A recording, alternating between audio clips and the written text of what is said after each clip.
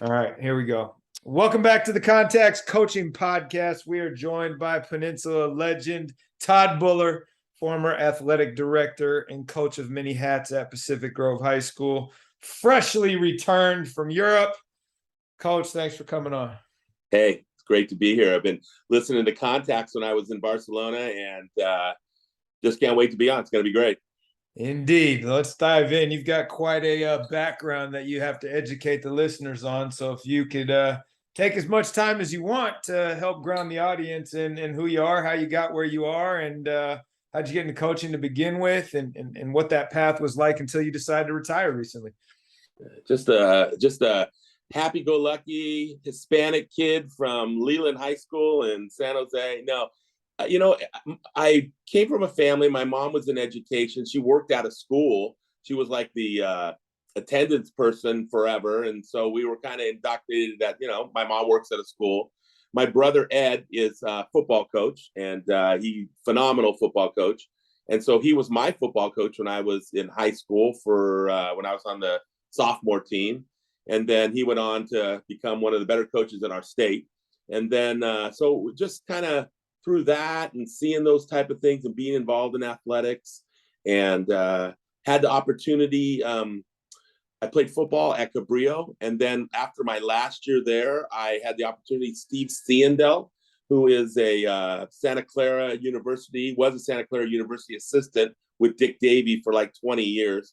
He was the varsity coach at Pioneer High School, and he said, "Hey, I need a JV coach." And I was kind of more of a football. I played basketball, but I was more of a football guy.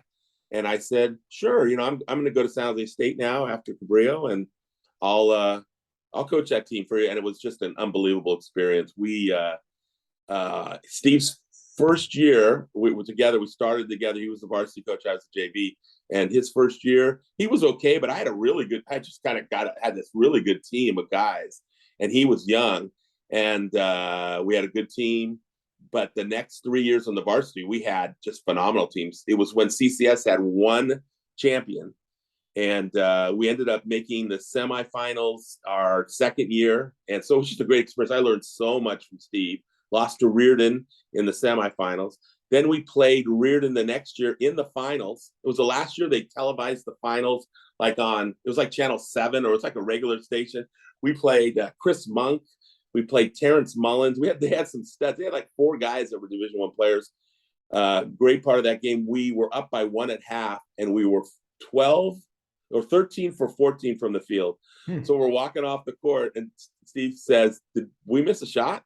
And I said, "I think we missed one." I had a little chart with me, assistant coach doing his job. And he says, "Oh, we might be in trouble." And we were in trouble. And we didn't score for about 6-7 minutes in the third quarter. And they ended up beating us by like 8 or 9, but it was a great game. And then the next year we were good again. And then he left. And so then I'm 3 years old, 24, and he's gone, and they needed a varsity coach. So it was like, "Okay, you want to do it?" And I was I just started teaching at a private school, middle school. And it was crazy time in San Jose Unified. Literally, a guy had 20 years in the PE department got fired because they were less students, and they had to get rid of people. So it was hard for me to get a job there. But I went on and became the basketball coach there for 3 years. We had good teams. It was a lot of fun, some really good kids. And but at the end of that 3 years, I was kind of done with the school I was at. It was a great school, and I enjoyed it, but I kind of wanted to get into a public school. And went in with my principal. He really wanted to keep me, because I coached football there too. And but he said, we just don't have any PE jobs. I mean, we're going to get rid of another guy in our PE department.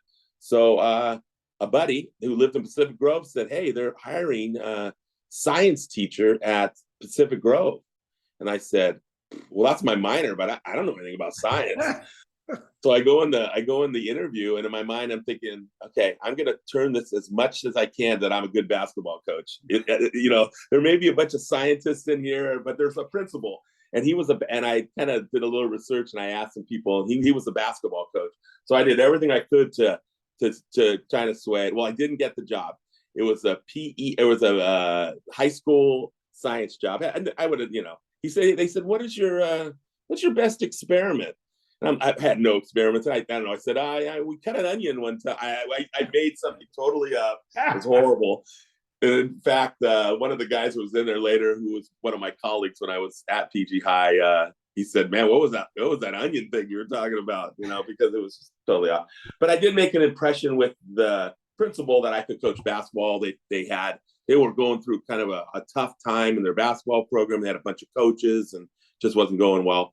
And I got a job at the middle school teaching PE. So I had an in. I was in there. The following year, I got the high school PE job, and 32 years later, I'm retired, going to Barcelona. So that's about it. We had some good teams. We coached. I was really lucky. I coached with some good guys. Great Mike Ottmar was a fabulous coach. A coach with me. Chris Dahlhammer. I know the Dahlhammer family. Chris and I coached together for about 7 years, and a great time. I had some Buck Rogman. I got to coach football with for 8 years. Fantastic. So I was really lucky to have a lot of people around. I was the athletic director for like 25 years or something. And so that was a lot of fun working with Justin Climo and guys like that around the area. So again, just had a really great career and met a lot of great people and enjoyed every minute of it. Great kids and loved Pacific Grove and the people there. And so that's me in a nutshell. Got a family, great family. My wife, her dad was a football coach for like 40 years. So she knew the deal, she knew what was going on. And I had great kids, Bo, AJ, and Alana, and they were into sports. And Bo is now a Stevenson Pirate. And so we're excited to go. We have a new little daughter and a great daughter-in-law in Natasha, but a new little granddaughter in Brooklyn. So very excited. Yeah, very exciting few weeks here for the Buller clan. And where I want to go with this is a little different than the usual, Coach, because I usually want to know, when you first took over as a head coach, what did you need to figure out? But given your background of coaching many sports, and you were the track coach at one time, football, basketball, I mean, you've done a ton of things. What I'm really curious about is your perspective as a former administrator. Okay. And even as an assistant, as a head coach, whatever, but when you are looking and you are trying to find coaches, which is always hard, but what are the characteristics that you would say people that possess the following do really well, and people that lack the following really struggle? What would you advise there for people listening, maybe thinking about getting into coaching, where they need to shore up some things? Because I've always said on this, and you've heard it, 15% of what you do actually has to do with the sport. The rest of it is administrative and logistics and managing other things. And so I'm curious, from your take, 20 years in as an AD, coaching multiple sports yourself, what are the things that stand out for you as you're looking at coaches? I think, first of all, you got to be a hard worker. If you get somebody that's we think sometimes sports, oh boy, they're so technical and you need to know all these things. I think you could throw that stuff all out the window. Anybody who works hard at it can learn anything you want to know about sports. You can learn how to be a good basketball coach, a good baseball coach, track, whatever, if you want to work hard at it. So you got to if you're looking for somebody, you got to ask the question, to other people, hey, is this person a hard worker? Does he enjoy working? Some people don't. Some people are talented. They are great communicators, but they don't want to put in the work, right? If the Arizona quarterback, right, he'd rather play video games than study his play. And obviously they're the old uber talented people that can get away with it. But for the most part, find somebody that's a great worker. And second, we probably look at this with our kids too, with the kids we teach. Be coachable, right? Have somebody that wants to be a sponge, that wants to learn. Because when you get people like that, they work hard and then they want to learn how to do it the right way, they ended up being great coaches. I've seen that so many times. You guys have a guy on staff right now that's new there, Jordan Gasperson. He didn't know a ton about basketball. He just didn't when he first started. He just was a hard worker and he was a sponge with Danny. And he just tried to pick up everything. And he wanted to watch film. He wanted to do this other thing. So those guys are going to succeed. They're just going to, because they want to be better. So I think the want to is the first thing. And I think the second thing is that you've got to be coachable. Sometimes we're not coachable. I don't know how coachable I am right now. As I was when I was young, but I'm not very coachable right now. Do I want to do that? No, pushing 60, I don't want to do some of those things. But when you find somebody that's young and wants to do those things, it's really a gold mine. That's how you get. That's the mixture of the want to and then the I don't know, but I'm going to learn type thing. Yeah, absolutely. I think both of those things are super important in regards to how you get to the next place, right? So you mentioned you may be super talented, you may have the knowledge, but if you are not trying to grow or you are not willing to go above and beyond the paper job description, then you're going to have an interesting journey because of all the things that pull at our attention. And as such, I'd be curious and I know we didn't do a ton of prep for this, but I'd be curious if you had to name, hey, new coach X, I just hired you to coach tennis or golf or basketball, whatever. And what are the landmines that you need to be aware of that are going to undermine your success regardless, so that you could kind of point out, hey, look, technical knowledge, super important, hard work, got to be coachable. And let me just set you up right now. You need to be alert to the following things, or else this is going to be really tough sledding. Yeah, I think you got to, first of all, you got to prep yourself that there's some prep work to do before you get on the court, on the field, whatever that is. There are some things behind the scene that you have to have in order. You got to have your ducks in order. I'll take my wife, for example. She is a tennis coach and did a phenomenal job at our school. I mean, we were not very good at tennis. Last year, we were the best tennis team in our thing, and they're doing pretty good now. She laid the foundation. She met with kids. She got kids to go out. She got equipment. She made sure that all the stuff, all those little things that made it easier for her to coach. She was allowed to coach. That's a real important thing, to make sure that you are prepared beforehand. Before practice starts, there's a lot of work that has to do. And that's the same thing. If you're a hard worker, you're going to do those things. I think the other thing is that you got to realize that most of the time, the kids, like in a high school situation, this is probably it for them. So you probably want to tailor what you're doing to the idea that this is going to be their probably last experience in a high school, in a sports setting. Yeah, they may, tennis is one of those things you may play lifelong tennis, but you and I have both had a lot of basketball players that never played basketball, besides maybe the adult league after basketball season. So you got to realize that some of the things that you're doing have got to prepare them for being a better contractor, being a better doctor, being a better lawyer, how to take responsibility, all those things. Because if you do those kind of things, the games and stuff just kind of work themselves out. You're going to win, lose, whatever that thing is. But if you have those ideas in place that, boy, we taught these kids how to work hard. We taught these kids responsibility, being responsible for what you do. That's a big thing now that you sometimes don't see as much. All of those things, the prep stuff. If when I get new coaches in, I'd say, I want to help you with this kind of stuff and show you how to do it. Because if you do these things, if you're ready to go, you have a practice plan. If you're prepared, kids see that, things work easier. The whole thing, it kind of works together. So, being prepared, doing those type of things are so important, and I know that it has to be done beforehand. It can't just be, hey, let's roll the balls out, let's figure it out. And I've coached with people like that are just not really prepared, and it's tough to do, and it's tough to be successful at any level if you're not that way.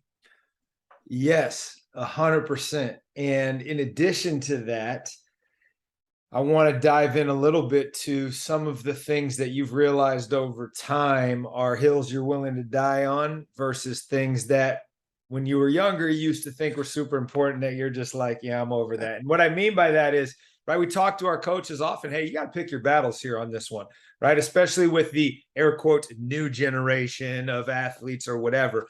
So off the top of your head, if there are things while I'm talking you think about, and I'll use an example. So when I got my first high school job, I'm coming from the college and it's like, we need team shoes. Everybody can only wear this. I'm policing the tuck in, and it just got to this point where it's like, none of that's affecting performance. I don't care anymore. And there are certain other things where it's still like, hey, someone's late, we're going to get on the line and we're going to run. Now it's just like, yo, you got boards, you were late 7 minutes, go push them when you're ready, get back in the drill. So I'm curious from your standpoint, both as the admin and as a coach in the different sports you've coached, what are some things that you look back on and you're like, man, I can't believe I cared about that, to point now it's like, yo, these 3 things we're always going to police. Funny John Wooden story is the first day of practice, they learned how to put their socks on, right? So I don't care about what your socks look like. My brother who was he was a great athlete, but he was a real sock guy. Like, he'd see me playing and my socks would be drooping or something, and he would always be on those kind of things. And it was like, I read an article about things that the top 50 companies in the world are looking for their employees. And it had all these different things. 1 and 2 were, number 2 was be on time. That was number 2 out of all these things. Not can you code, can you do all these other things? It was number 2, be on time. And number 1 was be there, right? So in my rules in the 21st century, it's be on time and be there. And the other stuff really doesn't really matter that much. Obviously, we want to teach people to be respectful, because you just can't work as a team if you don't have some of those things. But being on time and being there are very important. And if you're wearing the wrong kind of socks or things like that, because I was very much a stickler for everybody looks the same. When I was in my first year coaching at PG, they said, okay, here are your uniforms. So I went in there and there were, 3 different types of uniforms. And I'm thinking to myself, man, we got to get some new uniforms for the JVs. And the guy said to me, no, those are the varsity uniforms. And I said, oh, man. So we ended up just buying new uniforms. But I said, we have to look the same. We can't have different types of uniform. In my mind, that was so important. Or, we're all going to wear the same shoes and all that. And like you said, those things have kind of faded a little bit. It's more of, hey, let's make sure that we are together on the court. And then there are some things where we're, working together, but being on time and being there is so important because that's a skill that they can use forever. No, I agree with you on that. And it's funny because I can pinpoint the exact moment where 2 of my concerns in regard to that went away. One being, to your point, everybody's got to look the same. We got team shoes. You can't wear anything that wasn't issued by the school. And, I had a guy that graduated 2003 who was one of the hardest working players I've ever had. The guy that'll like, coach, I need a sub, run outside, puke, and then come back in the game. And he's wearing like knee-high candy stripers. And I'm like, yo, if I can do that, I don't care what you wear. And then 2015, 16, I think it was, where it was like, all right, team shoes. And then we got 2 Jones fractures that year. It's like, yo, I'm out of the team shoe business because, everybody's foot's different. So it's like, why are we spending time on those? And I think what you said, be on time and be there, 95% of life is showing up. So if you can do those things, then you're in good shape. Let me and ask this, and I'm trying to figure out the order in which I want to ask it. So I'm going to throw both questions out there. I'll let you answer them in the order that you would like. Okay. 1, because you coach so many different sports, can you point to a few things that translated directly from one to another? Meaning, we did this football drill and I've never thought about it from a basketball perspective before, but I'm going to bring this in and it enhanced blank. And or as the athletic director and as a guy that just loves sports in general, what are some tangible things you can point to that in your case weren't basketball specific or weren't football specific, but that you stole from someone else because of the utility of the concept, not even necessarily the nuts and bolts of a drill, but just like, hey, I got this watching my wife coach tennis and it was the best thing we ever did in basketball. Yeah, I would say that as I kind of progressed as a coach, and probably what I was best at is that I tried to put toughness into everything we were doing. And that really translates in every sport. So there were times where we were doing in basketball, obviously we work on taking a charge, we work on boxing out, and we bring pads out, and we would do things where we were overly aggressive, and a lot of those things came from my football where you needed to be aggressive and you needed to, if we were tackling or blocking and you had to go, at people and go get those things. I tried to translate those same ideas into basketball. Hey, we may not be the most talented team, but we're not going to be out tough by anybody. Our screens we're going to set hard screens and they're going to be the point to foul. And I used to tell guys, hey, everybody gets 5 fouls, right? Fouls aren't a bad thing. 6 fouls aren't good, but everybody gets 5. Let's make them work. If we have to, get in there and dig down and make a hard screen and maybe it's going to hurt. It's probably going to hurt both people, right? I mean, if you're making it hard, you think, great story. I was reading the whole thing about John Stockton, and he was probably the greatest screener.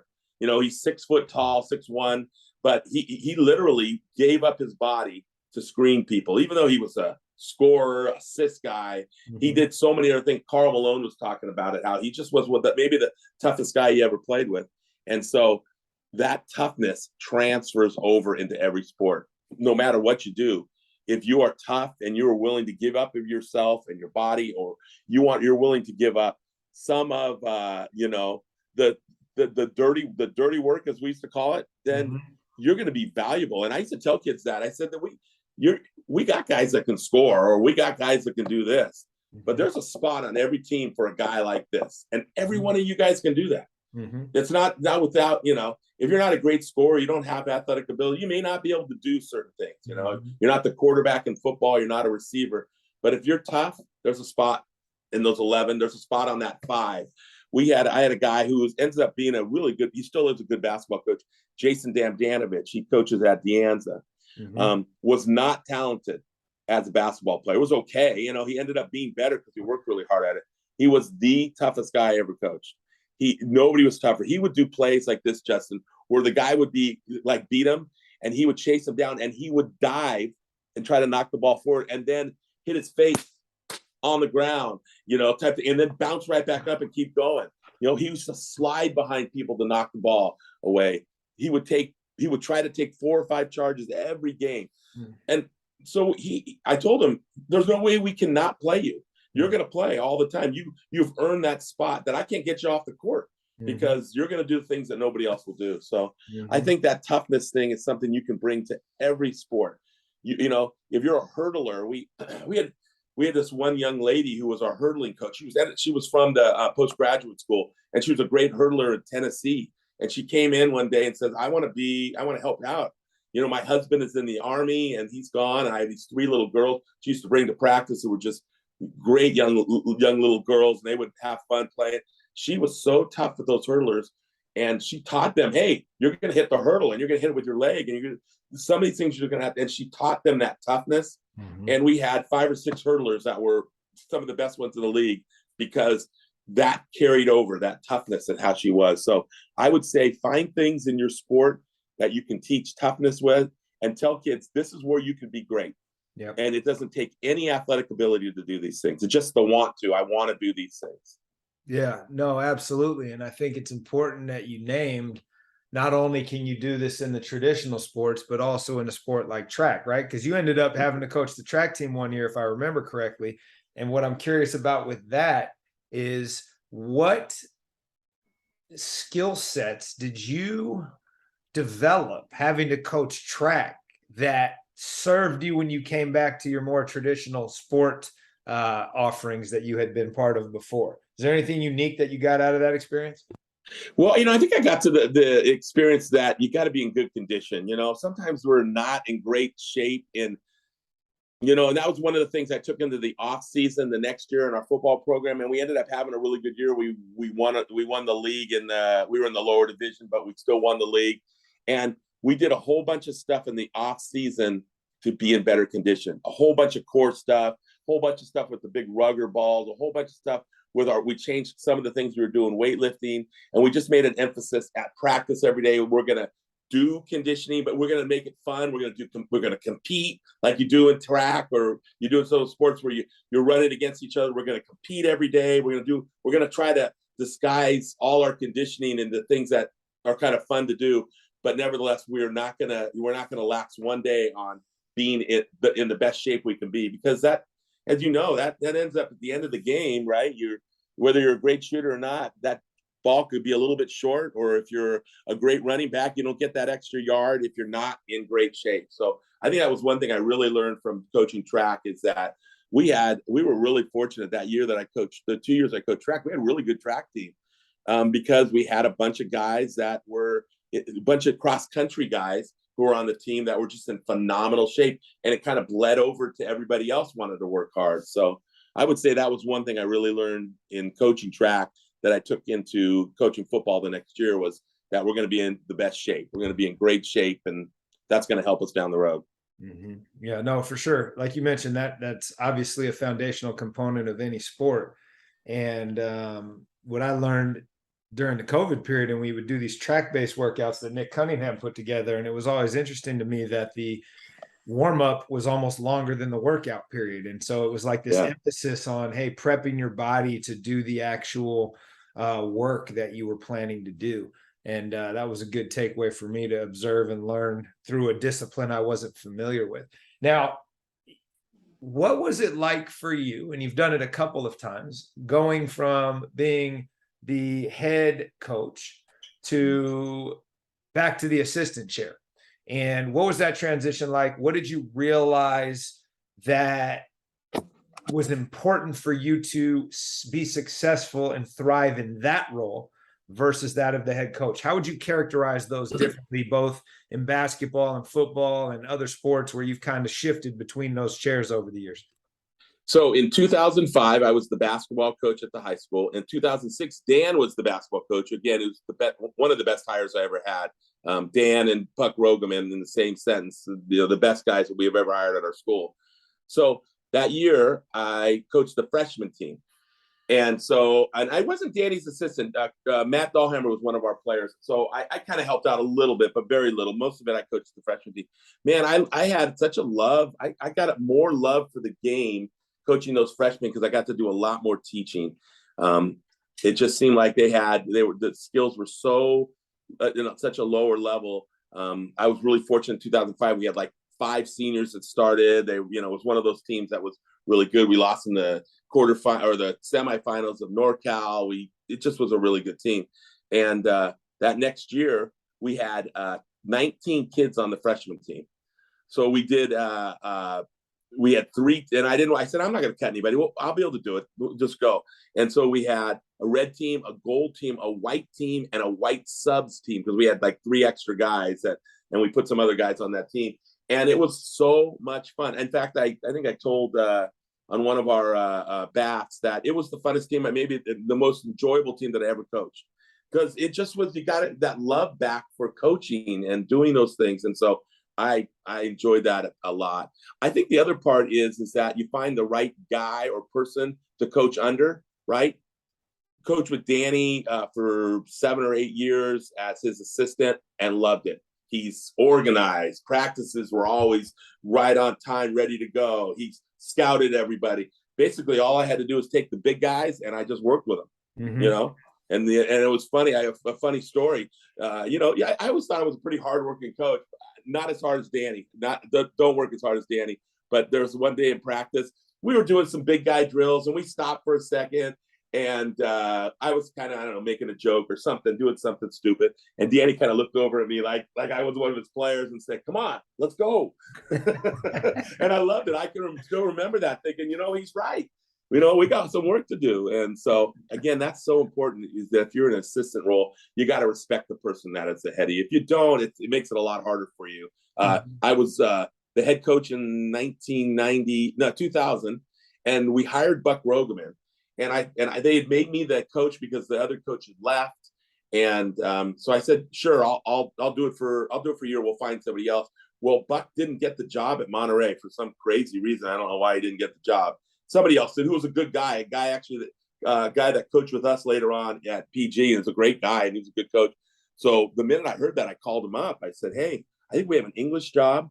And he was an English teacher. And, you can be the head coach here. I mean, I just became the head coach, but I'll do it for 1 year. You can get your feet wet, and then you can go on and do it. And we'll do everything you want to do from day one, from when you're an assistant, how we warm up, how we do everything. So that next year, it'll just be a seamless thing. And again, I love those 8 years with Buck, were unbelievable. just, he was same thing as Danny, incredibly knowledgeable, worked hard, totally organized. So all you had to do is fit in there. And it was just really fun. So I think that's an important thing, that you respect and like the person that you're coaching with.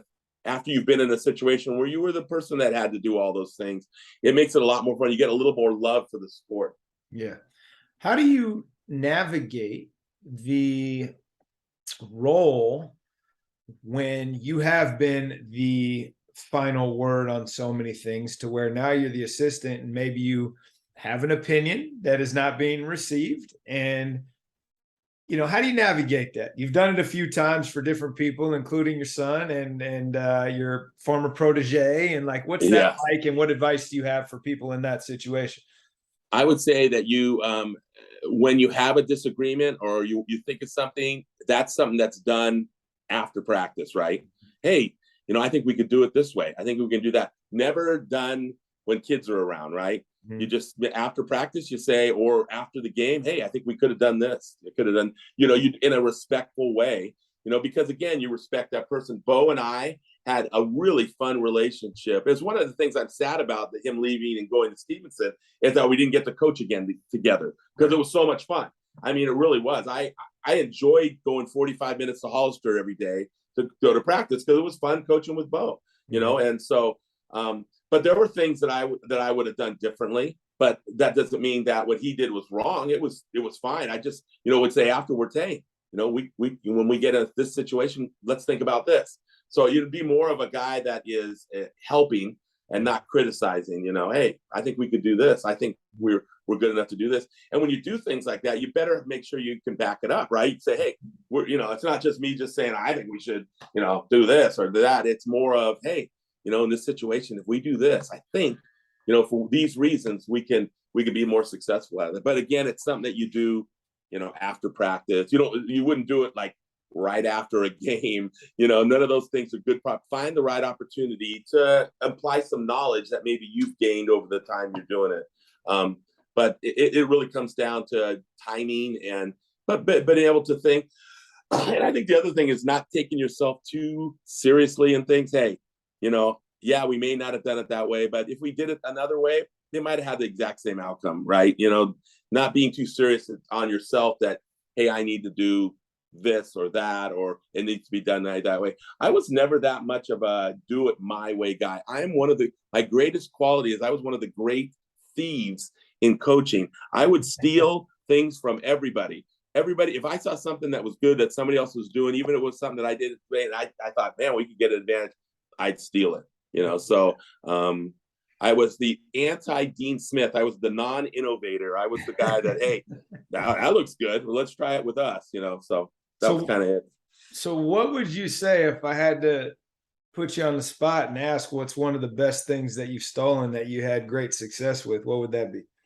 Well, I think one of in basketball is we changed how we played basketball.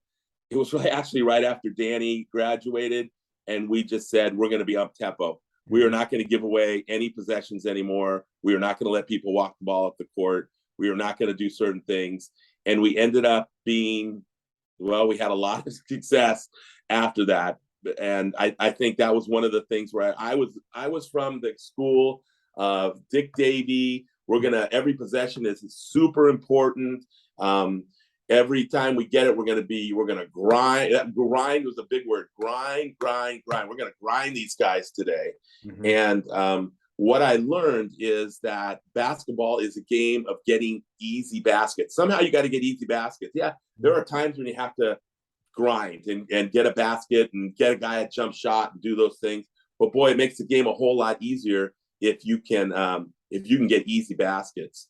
And we played 1 year, it was maybe the year or two after that, and we actually played RLS, Stevenson. We used to call them RLS back in the day, but we played Stevenson the game, and they were good. They were very good. They were, unfortunately, us and Palmer were really good, and they were really good. They had three good big guys. It's a really good Stevenson team. And we just up-tempoed pressure on defense to them that we were up 31-0 to start the game. And this was a good team. It was just one of those things is that we just never gave – they weren't great at point guard. They were really great at a lot of their spots, but we just pressured. And the game ended up, by the end, it ended up maybe a 10-point game, 12-point. But and in my mind, I thought, okay, we're never going to not play this way again. I mean, we're going to make sure that, we're going to pressure. So, I wish I would have known that, the 10 years before, but I got my last, 20 years of being able to do it that way. And so I think that was something that I learned, that I stole from the Dean Smiths of the world, or, the Arkansas back in the, where it was 60 minutes of hell. Okay, we're going to make it hard on people, because I know when I played, if I got to walk the ball up the court, oh my God. Yeah. If Justin Klima with the high socks got to just walk the ball up in the court, we were in trouble, because, he could see the whole court. Here we go, type thing. But when you make it a little harder on people, they make mistakes, and it's fun. More guys can play in a game like that. That's the other thing I found. We could play 10 guys because you didn't have to be that good to expend energy, So I think all those kind of things were things that I learned and changed as I got a little more experience as a coach. Yeah, no, obviously, how we like to play. So I love that analogy. But let me go with this, since you're just getting back from a little bit of international travel. And obviously it's not your first time with all the Australian trips you used to take. Right. But I asked this, and you listen to these, so but what's the most recent thing you changed your mind on? And it can have nothing to do with sports, coach. It's more just the growth mindset, right? You got a million things going on, but I used to be over here and now I'm over here, and here's why. I think the biggest thing is how we treat other people. I have a Christian faith, and how I treat others is really important. In the Christian faith, it's two things, and I used to try to think of it as other things, but it's two things. It's when you got to love God, and the other thing is you got to love people.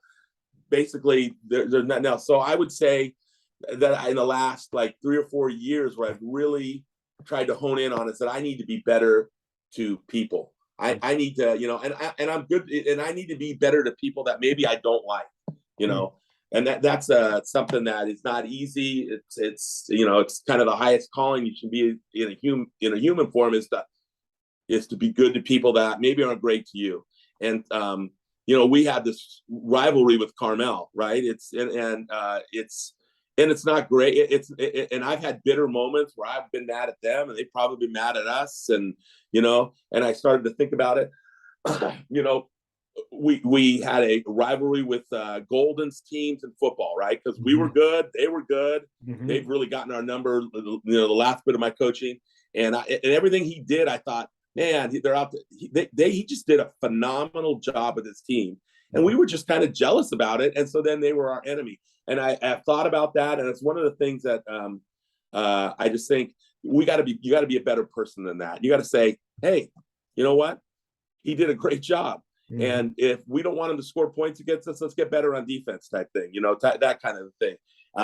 And those kind of things, where how you treat people, are so important, and much more important than when I was younger, when I was just, more, I wanted to. I wanted to do the best for our guys. Everything was our guys. We need to have a little bit better mindset of there are more things than just our guys. And I think the other thing that I've learned, I really had kind of an epiphany when I was in Barcelona, because there was a lot of times where I didn't speak the language. I was kind of on my own. My wife was there, and she was phenomenal. But there were times where she was with her friends, and we're sitting at a bar, and we had this bar where we called it Cheers.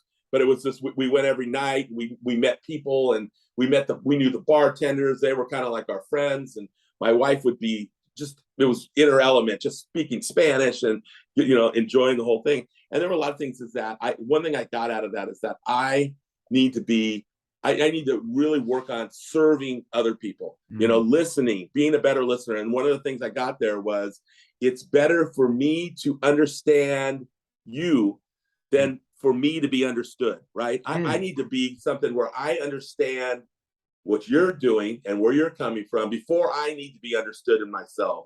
And that's something that I struggle with. I'm one of those guys that wants to give his opinion on things. Obviously, I host a podcast, so I'm hearing myself talk all the time. I'm probably talking too much here, But that was a big epiphany over this 80 days, 90 days, or was with my wife, is I wanted to be a better understander of people, and not, it didn't need to be me being understood. I love that. And that's a great way for us to wrap up and have kind of like a buzz quote that Coach Buller can offer. Better for me to understand you than for me to be understood if I'm going to work on building that relationship. So I appreciate that, Coach. Super helpful. Thanks for coming on at a moment's notice to help me out today. No problem. Hey, love contacts. And Bo, I know Bo will be working on this later. And so we're excited. He is so excited about Stevenson, both him and Jordan. And I think the biggest thing they're excited about is they just really appreciate you, Justin. They appreciate the administration. They appreciate the family orientation. You know, I remember you used to tell me things like, oh man, you know, over here it's very, and I'm thinking, you know, private school. But I've really seen it in those two. They, you know, you've really brought them in and made them feel part of the team, the family, whatever. And so I really appreciate that, you doing that. It's easy to do that when they contribute in the way they do. So looking forward to seeing you here in the next couple 11 days that you're home. All right, you too. Take care, buddy.